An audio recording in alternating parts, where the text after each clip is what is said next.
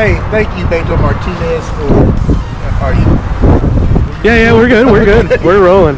Thank you, Beto, for getting me handled. I remember when you actually dropped me off after I purchased a vehicle from you a while back, and then you turned me on to Automotive Art. And after looking at my vehicle, I'm sold because y'all didn't keep it long, and y'all handled what you all said you all were going to handle. So I appreciate it. I'm more I'm more than just elated right now. I mean, because my hood was jacked up. Looking at it now, I'm sold. So appreciate you, man. Appreciate Thank you so much.